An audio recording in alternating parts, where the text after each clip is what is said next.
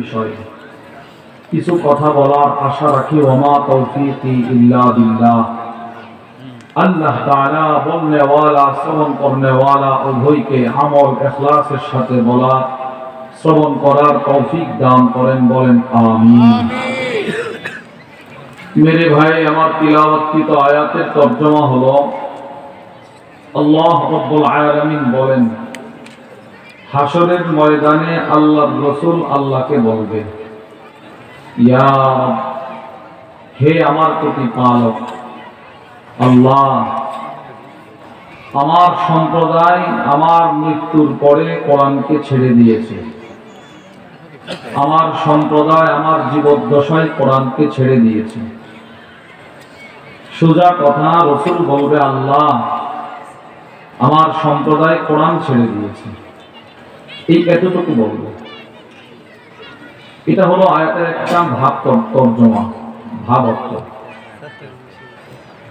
আপনি যদি মনে করেন এই আয়াতের তর্জমাটা অন্য দু চারটা আয়াতের তর্জমার মতোই, তাহলে ভুলের জগতে আছি আমরা। এটিকে অন্য দু চারটা আয়াতের সাথে তুলনা করাটা ঠিক হবে না। পৃথিবী বিখ্যাত আলেম আল্লামা মুহাম্মদ ইবনে আহমদ আদ-দাওসরি তার বিখ্যাত কিতাব হাজরুল কুরআন, ওই কিতাবের মধ্যে তিনি লেখেন, এটা শুধু আয়াত নয়, বরং এটি হচ্ছে হাসরের ময়দানের সবচাইতে বড় ভয়ঙ্কর মামলা। নাউজুবিল্লাহ বলেন। বুঝলেন কথাটা? বুঝলেন? এটা শুধু আয়াত নয়, বলকে এটা হচ্ছে হাসরের ময়দানে নবীজির পক্ষ থেকে সবচাইতে বড় ভয়ঙ্কর মামলা। তিনি বলেন, হাসরের ময়দানের সমস্ত বিচার আচারের মামলা যদি একদিকে রাখা হয়, আর রাসূল কর্তৃক এই মামলাটি, যে আল্লাহ আমার সম্প্রদায় কোরআন ছেড়ে দিয়েছে, এই মামলাটি যদি অপর দিকে রাখা হয়, তো হাসরের ময়দানের সবচাইতে ভয়ঙ্কর মামলা হবে এটি। মামলাটি রাসূল কখন করবেন? উপমহাদেশের যুগশ্রেষ্ঠ আলেম ছিলেন নুসরাতুল ফুকাহা আল্লামা সাইয়্যিদ আহমদ পালনপুরি নব্বরাল্লাহু মারকাদা। হযরতের একটি তাফসীরের কিতাব আছে, নাম হিদায়াতুল কুরআন। ওই কিতাবের মধ্যে এই আয়াতের ব্যাখ্যায় হযরত বলেন, এটি শুধু ভয়ঙ্কর মামলা নয়, বরং এটা হবে হাসরের ময়দানের ভয়ঙ্কর ৩ নাম্বার চিত্র। হাসরের ময়দানে কয়েকটা ভয়ঙ্কর চিত্র আল্লাহ ফোটাবে, এর ভিতরে এটা হবে তৃতীয়। এর আগে 2টা হবে।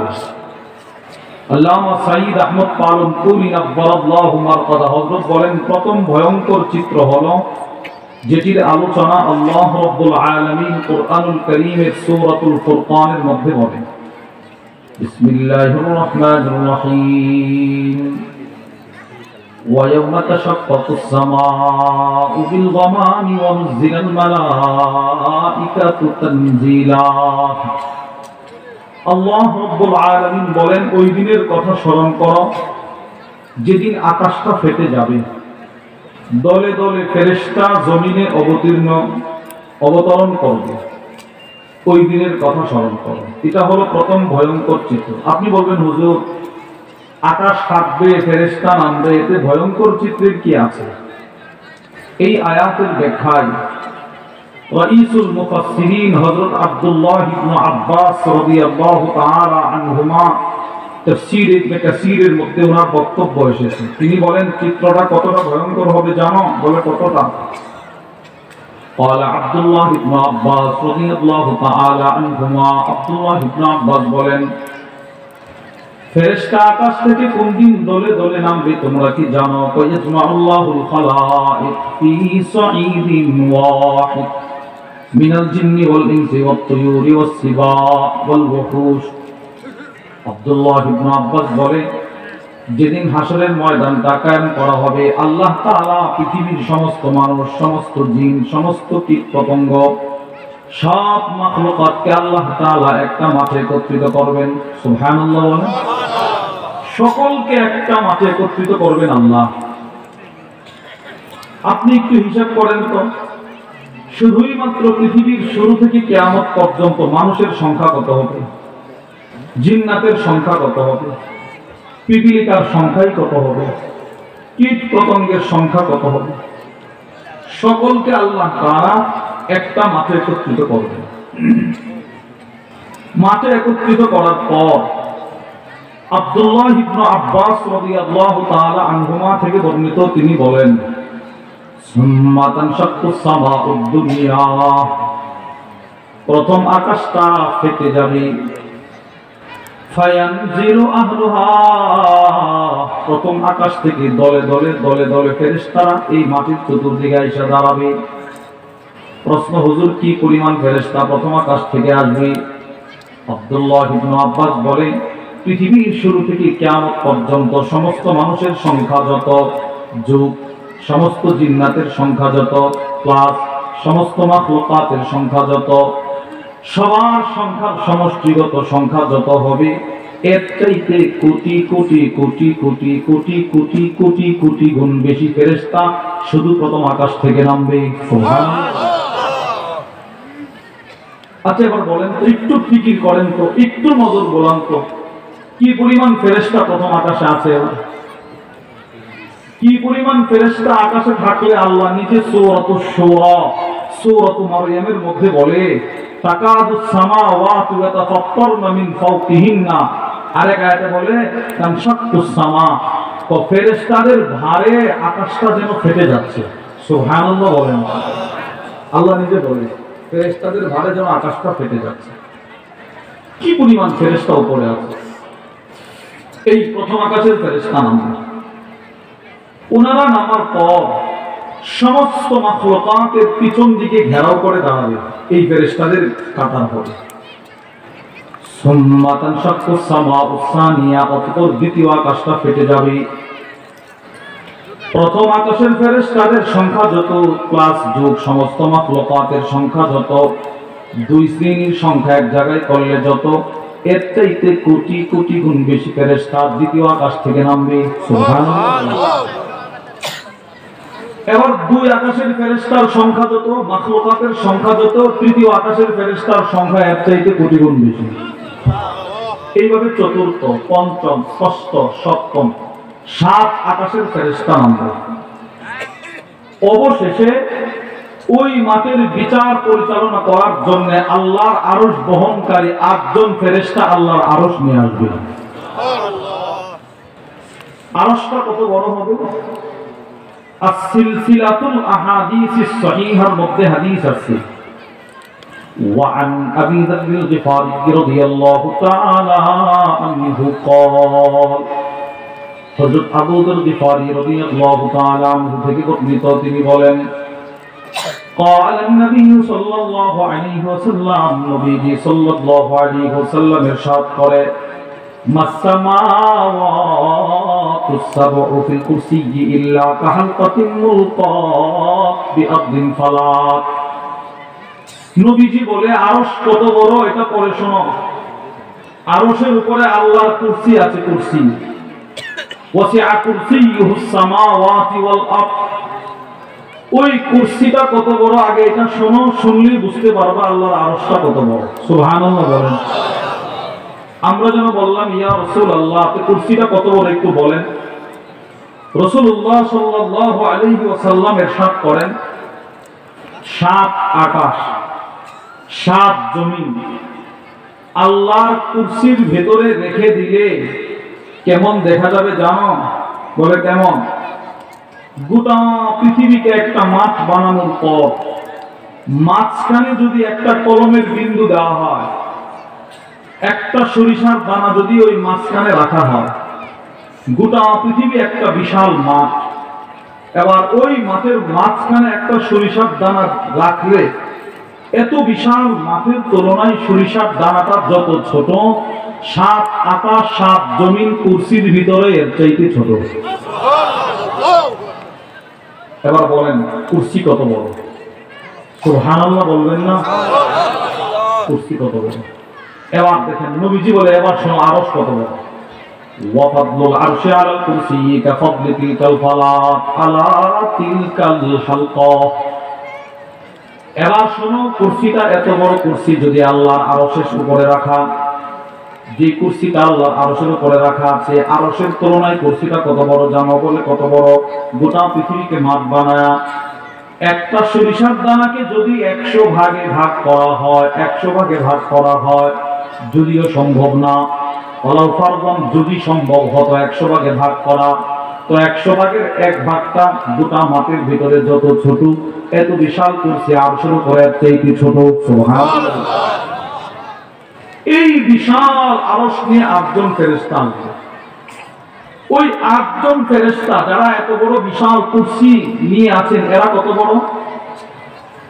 আবু দাউদ শরীফের বর্ণনা, وعن جابر بن عبد الله رضي الله تعالى عنهما قال, হযরত জাবির ইবনে আব্দুল্লাহ রাদিয়াল্লাহু তাআলা আনহুমা থেকে বর্ণিত, তিনি বলেন, قال النبي صلى الله عليه وسلم, নবী সাল্লাল্লাহু আলাইহি ওয়াসাল্লাম ইরশাদ করেন, উযিনা লি আন উহাদ্দিস আন মালাকিন মিন মালাইকাতিল্লাহ মিন হামালাতিল আরশ।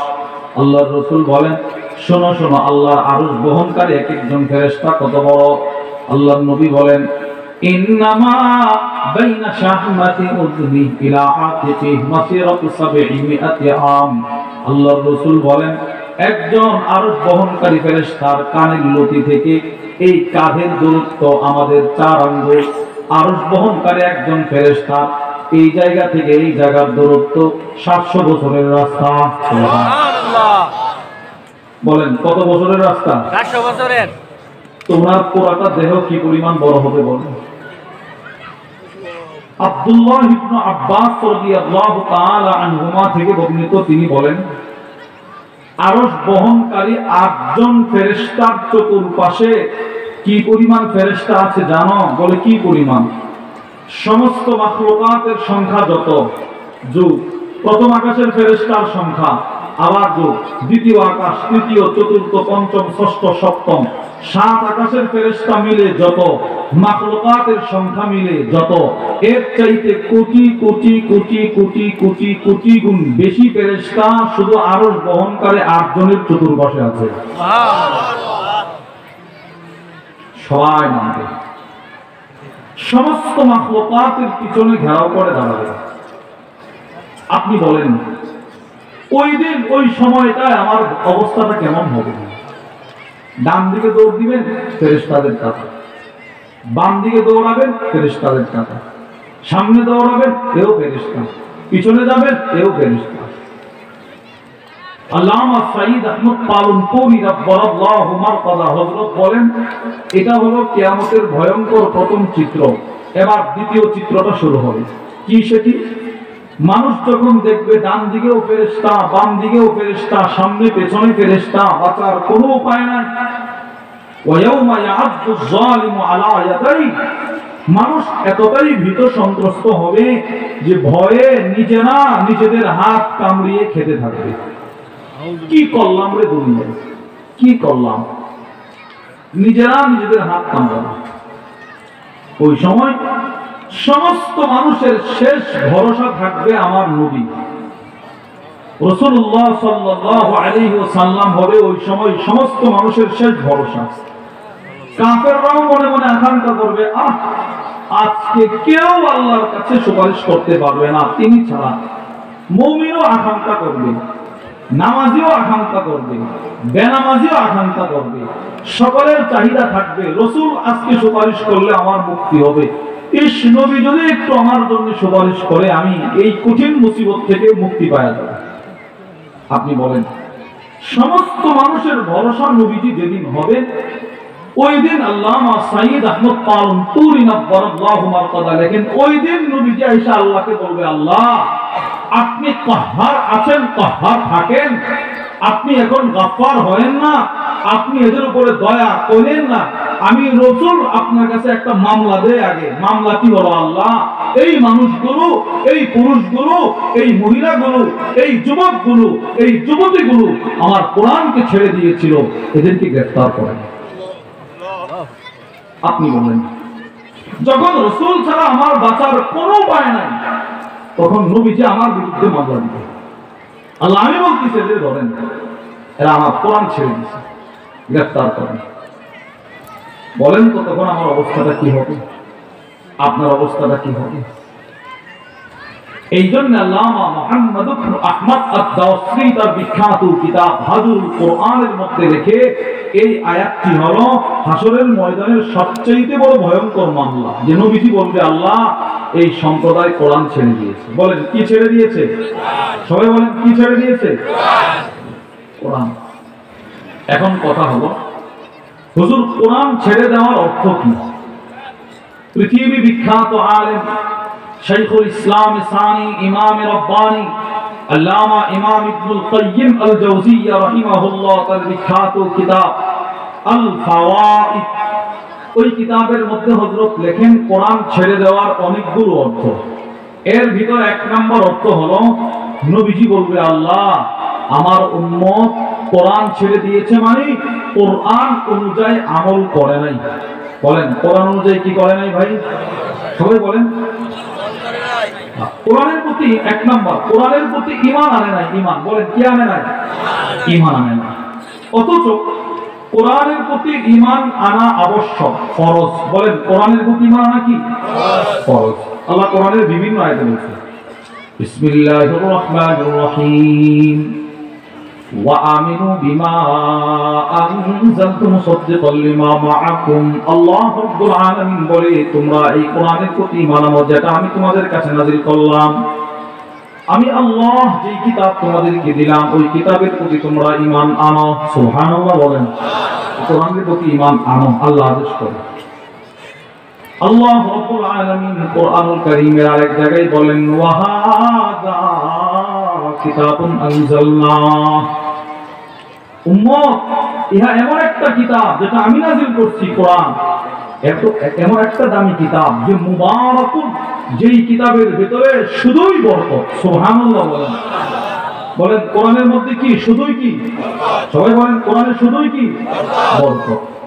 এই আয়াতের ব্যাখ্যা ফকি আবুল লাইস আস-সামারকান্দি রাহিমাহুল্লাহ তার বিখ্যাত তাফসীরের কিতাব তাফসীরুস সামারকান্দির মধ্যে লেখেন আল কুরআন ফীহি বারাকাহ, কোরআনের মধ্যে আছে বরকত। বলে কার জন্য? কুলিমান আমানা বিহি, যে কোরআনের প্রতি ঈমান আনে তার জন্য।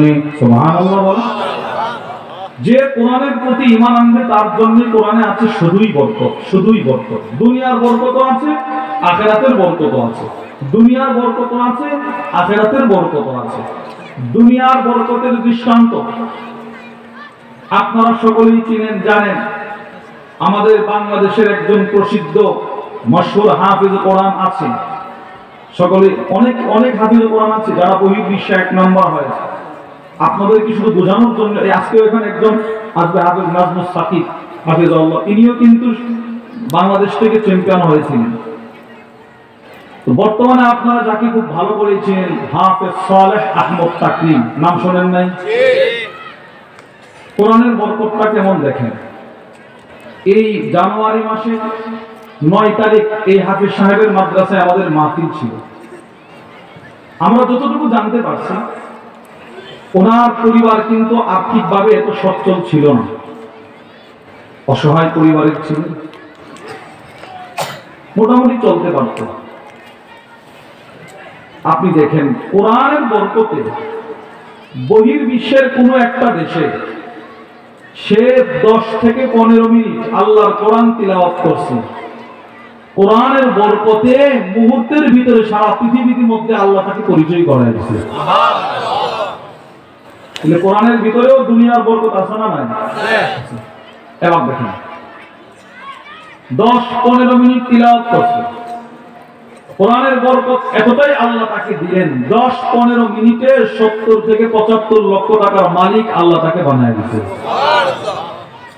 আপনি আমাকে বলেন হালাল পন্থায়, হারাম ভাবে নয়, হালাল পন্থায় 12 মিনিটে 75 লক্ষ টাকা ইনকাম করা সম্ভব? বুঝেন নাই কথা? দুর্নীতি করে বলে সম্ভব।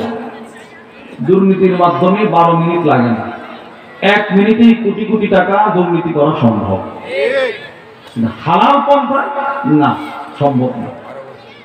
আল্লাহ তাআলা কোরআনের বরকতে কয়েক মিনিটে লক্ষ লক্ষ টাকার মালিক তাকে বানায় দিয়েছে। সুবহানাল্লাহ। দুনিয়ার বরকত, আখিরাতের বরকত কি? তিরমিজি শরীফের বর্ণনা। وعن أبي هريرة رضي الله تعالى عنه قال أبو هريرة رضي الله تعالى عنه তিনি বলেন قال النبي صلى الله عليه وسلم নবীজি সাল্লাল্লাহু আলাইহি ওয়াসাল্লাম ইরশাদ করে কুল হুয়াল্লাহু আহাদ তাআদিলু সুলুসাল কুরআন। আল্লাহর রাসূল বলেন আমার কোন উম্মত যদি একবার সূরাতুল ইখলাসটা তেলাওয়াত করে, একবার যদি কুল হুয়াল্লাহ তেলাওয়াত করে, আল্লাহর রাসূল বলেন তার আমলনামায় 10 পারা তেলাওয়াতের বরকত। সুবহানাল্লাহ। 10 পারা তেলাওয়াতের কি বরকত, সওয়াব। এবার যদি দুইবার তেলাওয়াত করে 20 পারা তেলাওয়াতের বরকত। সুবহানাল্লাহ বলেন। এবার তিনবার তেলাওয়াত করলে গোটা কোরআন খতমের বরকত। সুবহানাল্লাহ। আপনি বলেন তো তিনবার সূরাতুল ইখলাস পড়তে 3 ঘন্টা লাগে? পড়েন, সবাই পড়েন। বিসমিল্লাহির রহমানির রহিম কুল হুয়াল্লাহু আহাদ আল্লাহুস সামাদ লাম ইয়ালিদ ওয়া লাম ইউলাদ ওয়া লাম ইয়াকুল লাহু কুফুয়ান আহাদ বিসমিল্লাহির রহমানির রহিম কুল হুয়াল্লাহু আহাদ আল্লাহুস সামাদ লাম ইয়ালিদ ওয়া লাম ইউলাদ ওয়া লাম ইয়াকুল লাহু কুফুয়ান আহাদ বিসমিল্লাহির রহমানির রহিম قل هو الله أحد الله الصمد لم يلد ولم يولد ولم يكن له كفوا أحد।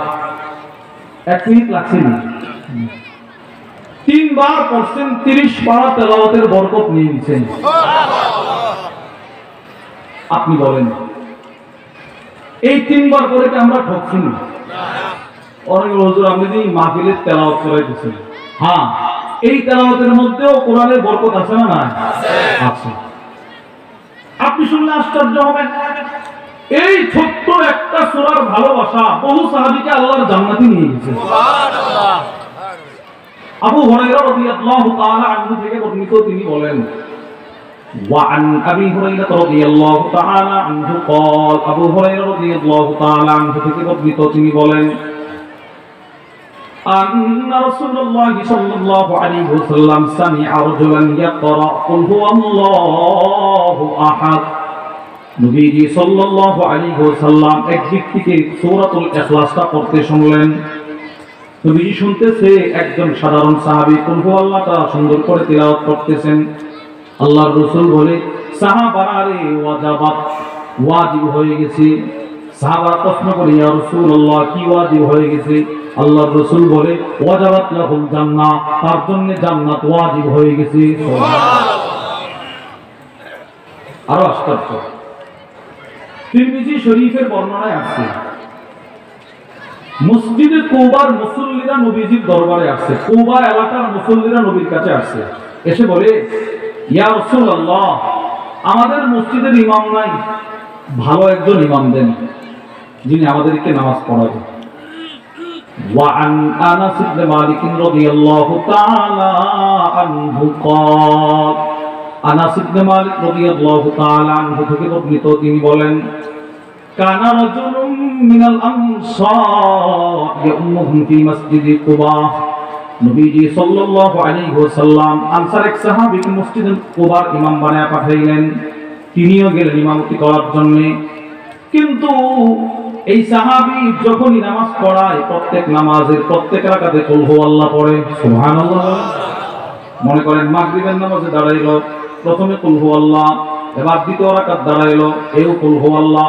এবার এশারের নামাজে ইমামতি করে, প্রথম রাকাতে কুল হুয়াল্লাহ, তারপরে ভিন্ন একটা সূরা পড়ে, দ্বিতীয় রাকাতে কুল হুয়াল্লাহ, তারপরে ভিন্ন একটা সূরা পড়ে। এবার যখন ফজরের নামাজে দাঁড়াইলো, প্রথম রাকাতে কুল হুয়াল্লাহ, দ্বিতীয় রাকাতেও কুল হুয়াল্লাহ, এরপরে ভিন্ন সূরা। এবার জিহরি নামাজেও কুল হুয়াল্লাহ, আসরের নামাজেও কুল হুয়াল্লাহ। সুবহানাল্লাহ বলেন। ইনি কুল হুয়াল্লাহ ছাড়া কিছুই বুঝে না। আনাস ইবনে মালিক বলে ফাকাল্লামাহু আসহাবু, এই সাহাবীর যত মুসল্লি ছিল, মুসল্লি কুবা এলাকার যত মুসল্লি সবাই গেছে ওনার কাছে, গিয়ে বলি ইমাম আপনার সব ভালো, আখলাক ভালো, চরিত্র ভালো, স্বভাব ভালো, আমল ভালো, আপনি অনেক বুজুর্গ মানুষ, এটা আমরা বিশ্বাস করি, কিন্তু আপনার একটা সমস্যা, আপনি প্রত্যেক নামাজে শুধু কুল হুয়াল্লাহ পড়েন কেন? এটা ছাড়তে পারেন না? এত কুল হুয়াল্লাহ পড়েন কেন? এটা ছেড়ে দেন।